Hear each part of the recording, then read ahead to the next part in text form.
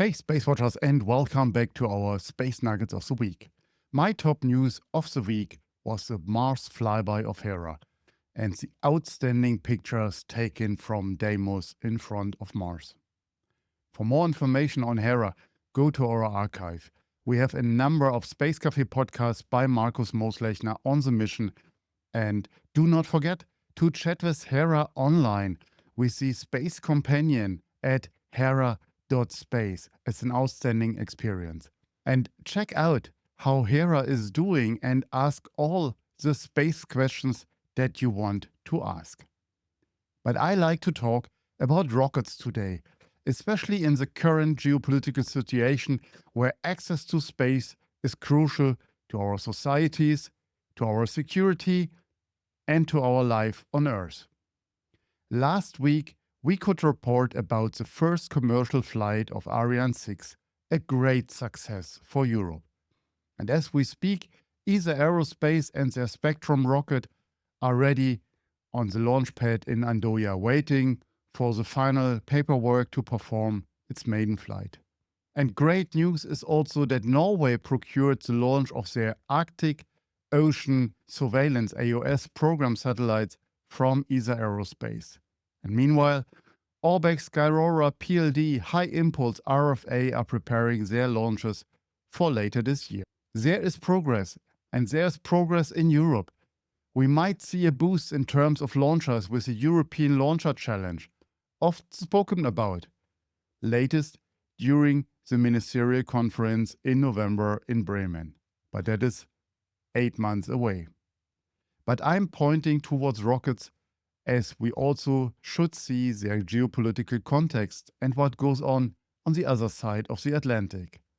SpaceX Starship Test Flight 8 a week ago performed another outstanding catch of the booster, but as Test Flight 7, the ship exploded in the atmosphere, creating a cloud of debris burning into atmosphere, but also creating debris on the ground.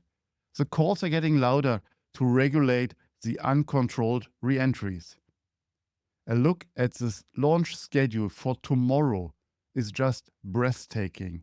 At the moment of the creation of this space nugget, we expect on 15th March 2025 the following launch attempts.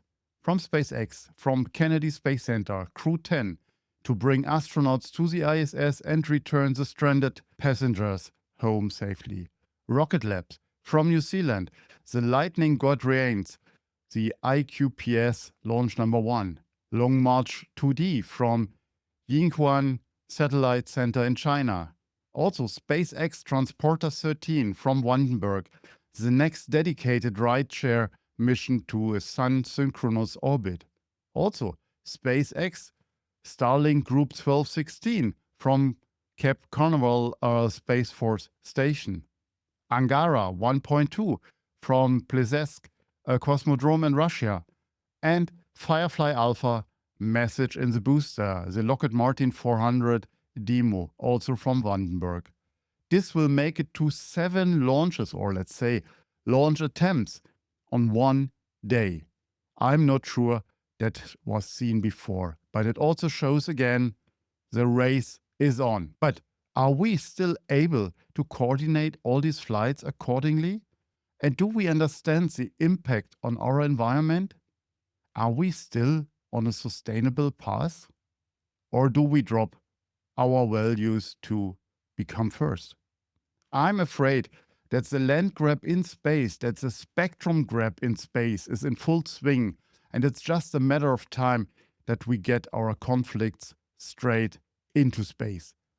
And I'm just pointing to the intentional conflicts, not the ones that might occur due to a mistake, a hit by space debris, or anything around that.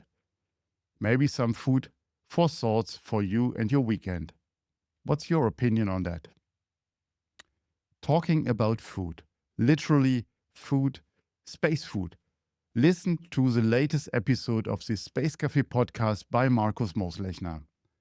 We just released the latest episode number 127, live recorded as by Southwest in Austin with Arttu Luukkanen of Solar Food, a Finnish company about Solane, the microbial protein, and how we could transform our way we eat. A very inspirational one and a great mind experiment for the upcoming weekend. Don't forget to sign up to our newsletters. And with that, Space Watch out.